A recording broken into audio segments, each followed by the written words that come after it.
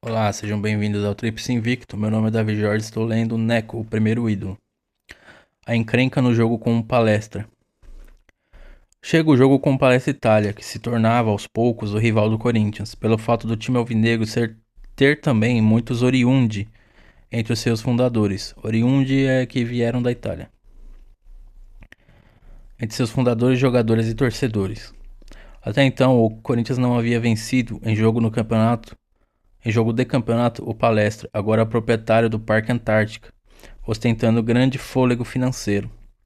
A partida é disputada com várias jogadas violentas, atritos, pontapés, estando Neco envolvido na maioria das interrupções do jogo.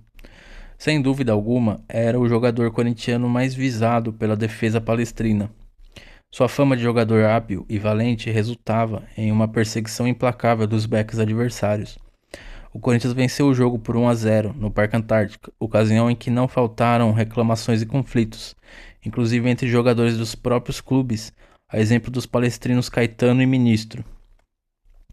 Neco foi punido pela federação, permanecendo suspenso durante 3 partidas por revidar jogadas violentas praticadas pela defesa do Palestra. Desde então eles são fortes nos bastidores, né? E contam com a anuência da arbitragem, né?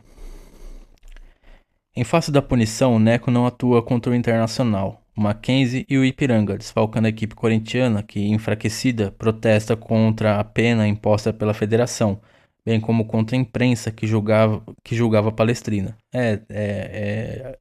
A federação, os juízes, a imprensa, desde sempre assim, né? Foi a primeira vitória do Corinthians sobre o Palestra em jogos de campeonato, partida que já aventava certa rivalidade entre ambos, acentuada com o passar dos anos, em que Neco sempre marcava presença.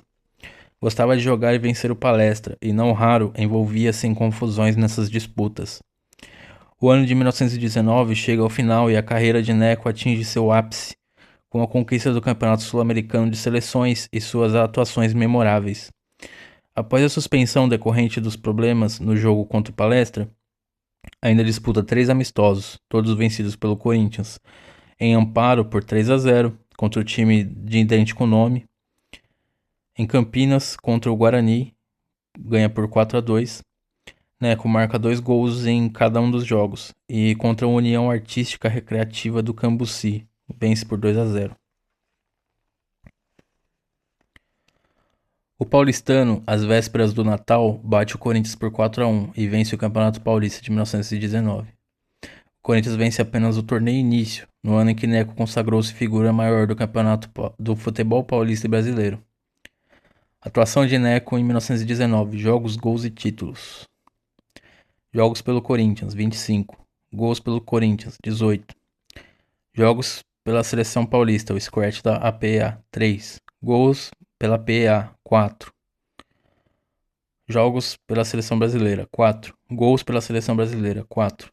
Títulos pela Seleção Brasileira, campeão sul-americano, pela Seleção Paulista, vencedor da Taça Fux e Bronze Hebe, em 15 de 6 de 1919. Taça Rodrigues Alves, em 6 de 7 de 1919. Pelo Corinthians, torneio início. Taça Challenge, 26 de 1 de 1919. Taça 47 e Taça Chocolate Falk, ambas em 1919. Ambas em 28 de 12 de 1919. Equipe base do Corinthians: Medalha, Nando e César, Gano, Amilcar e Ciasca, Américo, Neco, Bororó, Garcia e Basílio e Rogério. Artilheiro: Amilcar com 10 gols. Nota: o próprio presidente que tanto contribuiu para a consolidação do Corinthians, Alexandre Magnani, era oriundi, tal qual seu antecessor Miguel Batalha, e outros, entre os quais o grande presidente Guido Giacominelli. Pela ata das reuniões do clube, vê-se o grande número de italianos que continuaram fiéis ao time, mesmo depois do surgimento de uma organização pura de italianos da cidade. 2. O campo fora comprado pelo conde Francesco Matarazzo e doado ao Palestra Itália, o campo do Parque Antártico. 3. O jogo Corinthians 1, Palestra Itália 0 foi em 9 de novembro de 1919, no Parque Antártica.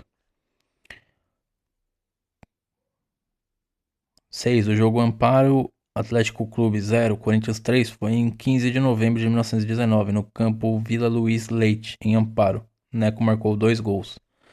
7. O jogo Guarani 2, Corinthians 4 foi em 16 de novembro de 1919, no Hipódromo Campineiro. Neco marcou 2 gols. 8. O jogo Corinthians 2, União Artística 0, Recreativa do Cambuci, foi realizado em 28 de dezembro de 1919, na rua Cesário Ramalho. Os gols foram feitos por Bororó e Armando. A vitória rendeu ao Corinthians a Taça 47, ofertada pelo senhor Trapani e companhia, e a Taça Chocolate Falck. 9. O jogo Paulistano 4, Corinthians 1, foi em 21 de dezembro de 1919, no Jardim América. Só ver um negócio aqui.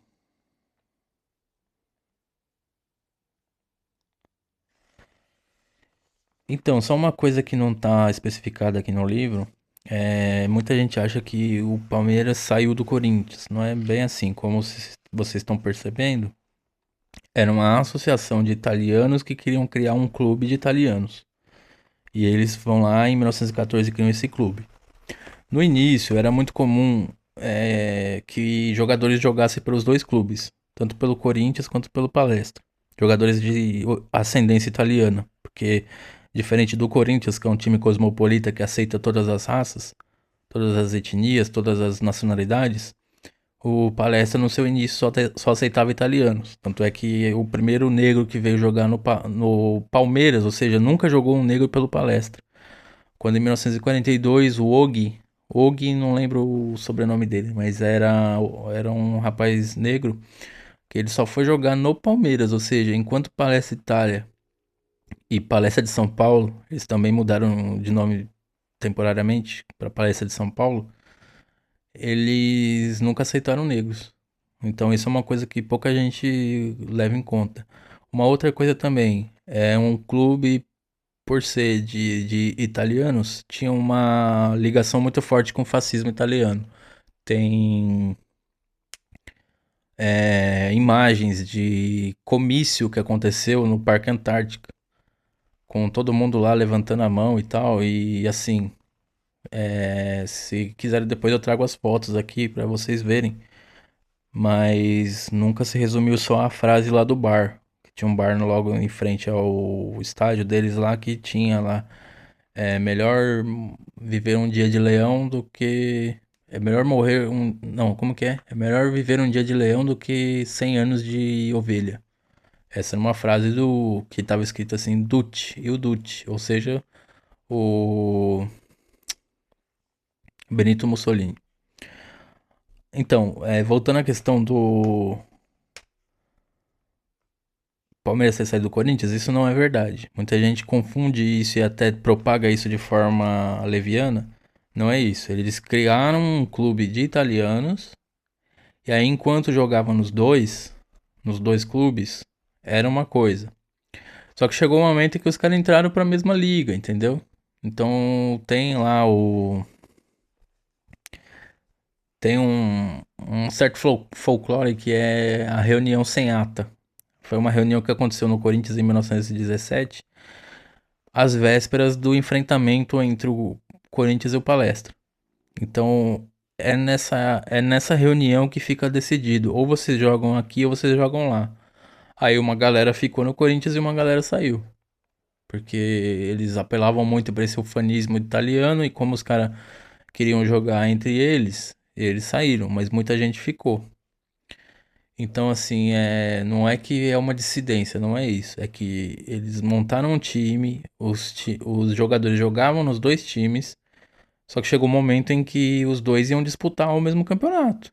Então, chegou-se um momento em que a reunião foi feita e pressionaram os caras. Falaram: ó, vocês jogam aqui ou lá. E assim aconteceu. Certo? Então, quando vocês ouvirem gente falando que o Corinthians, o Palmeiras saiu do Corinthians, é mentira. Alguns jogadores saíram para integrar um clube de italianos que foi fundado na cidade. Não tem esse sensacionalismo que o pessoal gera, não. Falou?